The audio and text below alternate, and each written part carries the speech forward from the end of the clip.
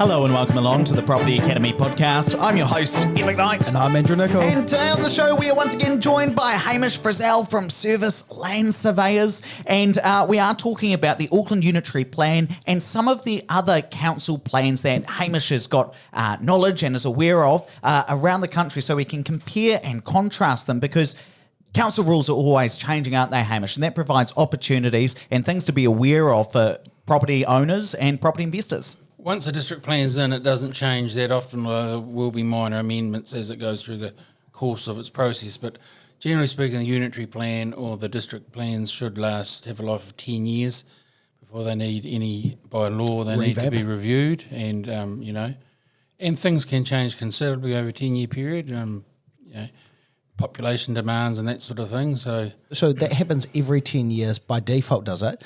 Yeah, under the RMA, they have to review their district plan every 10 years. And does that happen all at the same time, or do they different... well, they're all introduced at different times. So they are, this year in Canterbury, we've got Selwyn District bringing theirs out sort of end of October.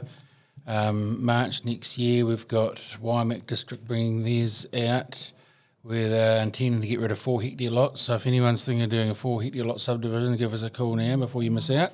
Okay. Timaru District, they've got a review coming up at the end of the year. They've been working on it for a couple of years, so... They're a bit slow down there. Christchurch, I can't even remember when ours got finalised. It was sort of done during the earthquake was done just after very efficiently with very little public input, but just because of the post-earthquake rules, which needed to happen at the time just to get things done. So is there an argument to be had for, again, if there's going to be a change within, say 2 years, that time frame's coming up, that maybe you'd buy in an area if you were looking to subdivide on the basis that you assumed that because of higher population growth, there'd likely be some easing of the criteria?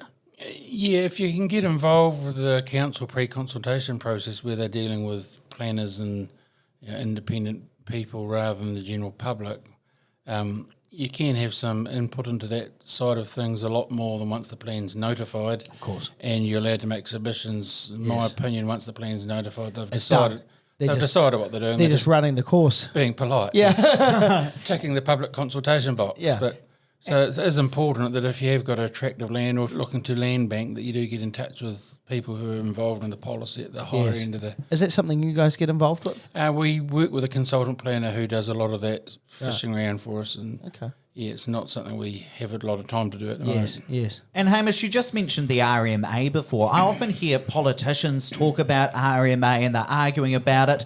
But for the average Joe on the street, what is the RMA and what does it actually mean? Well, it's the Resource Management Act, and it came in 1992. And it basically took over from the Town and Country Planning Act and probably a few other bits and pieces. It was about when I got into the business. So thankfully I started at the same time that became a public document. So I've learned it from the ground up. So it takes care of all your planning and subdivision, but also takes care of your environmental and that side of things as well. There's a lot of argument as to whether it's outdated, and I think probably parts of it are. It's a very... cumbersome and slow process, anything involved in it, and although it has mandatory timeframes, it just seems to stretch out for months and months and years for some parts of it. The subdivision process is very timely. They've got 20 working days to process things once they've got all the information, so you can more or less guarantee with most councils that if you've got all the information there, you're going to get a decision on a certain date. So it has got a few good points, but if you're doing something that's non-complying and that sort of thing, it can be an extremely frustrating piece of legislation. And so when politicians are talking about reforming the RMA, for instance, I understand this as part of the National Party's housing policy, are they really talking about trying to cut red tape so people can do more things that they'd like to do quicker? Is that kind of what it means for the average Joe on the street? I think that's putting it in a nutshell, yeah. More things happen quicker. And there's been a national document just released which is making councils look at things that they wouldn't normally look at as far as zoning and high density around traffic hubs and that sort of thing, transport hubs. And I think that's timely and I think it's good practice. Now, talk to us about the Auckland Unitary Plan and the significance of that document when it came in. Now, it's been around for a while. Previous to that, you had all your smaller councils which were part of the amalgamation scenario, and they all had their historic district plans, which got the odd bit of modification, but largely they were just running under the super city umbrella, as far as I'm aware, because it's well before we were involved in the Auckland market. But the unitary plan has sort of made one district or one unitary plan for the whole super city district, which runs from sort of Bombay through to Warkworth-ish. Technically it should be better, but it's just such a huge document. It's just got so many things in it that it's, unless you're working with it every day and all day, it's a very complex document to navigate through. And I think that comes back to what you were talking about before, with that Auckland has got such an issue with housing and a lack of it, that this document was meant to allow people to intensify properties and to build more properties on the same amount of land so that more houses would get built. Do you see that happening? Yes, absolutely, yep. Basically, unless you're in one or two specific zones, every property in Auckland has more or less got development potential of some sort. Whether you need to build with the development or whether you can create a vacant lot, the varied zonings give, like one of the zones is allowed a minimum of 2 households per site. So if you've got a site with 1 house on it, you can pull it down and put 2 on, with no regard to area, provided you satisfy the site standards. So it's very good for that. And then as the zones change, the more you can intensify. And so we've seen a huge amount of this. I've had a lot of investors go into a place called Glen Innes, which I'm sure you've done a bit of work in, where there's lots of old state homes there, which have been bowled down, and the space between houses now. I mean, you'd be lucky if you could reach out your window and touch your neighbour's window. Yeah, and a lot of them even join. You get a row of 5 on a property that had 1. Yes, and this is just to try and soften the fact that there's such a need for houses in Auckland at such a rapid rate, right? Correct. Yeah, and there is a need up there, and it's the thing is that in even some of the more leafier suburbs, or what you might want to call them, and the more expensive parts of Auckland, those zones are still there. So you're getting a lot of people who are upset that the nice house next door is gone and there's a row of 3 all of a sudden. Yes, and actually Ed was saying that just before off air, that there was a bit of feedback from someone. From down in Wellington at the moment, Yes. I believe they're going through this process, and there are discussions about, well, how do you manage or balance what some people see as the need for heritage and not bowling down really nice old houses or old suburbs and replacing them with developments which some might find undesirable within that area. Now, I don't really have an opinion on this because I don't own a nice house in a leafy suburb, but I'm sure that I would probably think the same way as they did if I did have a nice leafy... yes, but then, of course, you have to go through this change for an area to improve as well. So just today, I was driving through Linwood in Christchurch, which is a relatively lower socioeconomic area. It's got a lot of old villas in it, but the new properties around that area are becoming more prominent and they stand out, but you'll see more and more of this over time, and you need to see this because that's how an area changes and develops, and it's an area which is a stone's throw from town where there should actually be a lot more value than there is today. Yes. Now, the interesting thing, just to bring it back to what you were talking about before, about how do you figure out whether your home is subdividable. Now, I've been on the Auckland Unitary Plan maps, and you start looking around at houses, and it's very interesting to pop in your address or your friend's address and see what it says. Kelly's. Now, yes. Now, you pop the address in, but you got no idea what any of it actually means, do you? Because it's all in council speak or land surveyor speak.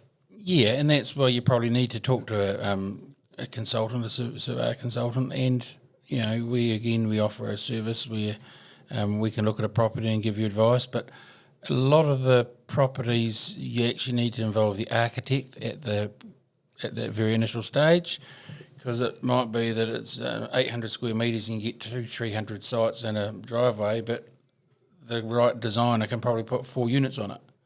So we encourage working with the design company first or in conjunction to see what we can do, and then we can work out how we're going to develop and subdivide, or whether it's unit title or fee simple. How many of your clients divide to sell, and how many divide to actually build on, roughly? In Auckland? Yeah. They're all developers. They're all developers. Yeah. Wow, that's really interesting. And in Christchurch, it's on purpose to a point. In Christchurch, I reckon by section volume, 60% would be developers, but by clients, 60 or 70% would be just private people. Yes. Interesting. And you guys are based in Auckland and Christchurch. Is the reason you're not in Wellington by design and that you haven't got there yet, or is it that there's something different within Wellington, or there's not as much opportunity to subdivide? Well, there hasn't been as much opportunity to subdivide because it's very enclosed. no land. So there's no, It's landlocked, unless yeah. it's on a cliff. Yeah. And they've just about used all them up too. Yeah. And we got to Auckland through the change of tenure process because it's, there's 100,000 cross leases in Auckland, 50,000 on the North Shore. So we've based ourselves on the North Shore because there's still 49,946 cross leases to fix. Wow. You guys are going to be busy for the next few We years. should then. be. And from there, we've grown into providing subdivision work as well, which was never the intention. It was always just to do the cross lease thing, but it's just sort of by default through client networking and stuff. People want to use us, so we go there and do that too. And have you had any horror stories of people that haven't got the right advice and this has just ended up costing them a whole lot more than they expected by the time they come to you and they've tried to apply for things themselves through the council? No, not really. Generally speaking, once people are with a survey consultant, they don't often change. Even if things go wrong, the surveyor will see them through to the end. Yes. It's in their best interest too. Yes. They may change once the job's finished, but you don't often pick up a job midstream. Fantastic. Let's wrap it up there. But please don't forget to rate, review, and subscribe to the podcast. It really does help us get the message out to more people. And hey, if you want to learn more about property with Andrew and I, why not check out our epic guide to property investment. This is our 16,000 word article where we break down the absolute basics of property investment so you can get up to speed. It's going to take you about an hour to read, and you can either get there by tapping or swiping over the cover art, and in the show notes I'll drop a link in there, or just Google property investment. It's usually the first thing that comes up after you scroll past all of the ads.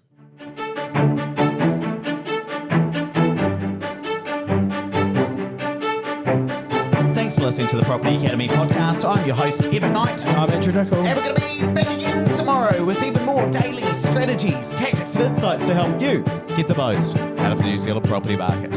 Until next time.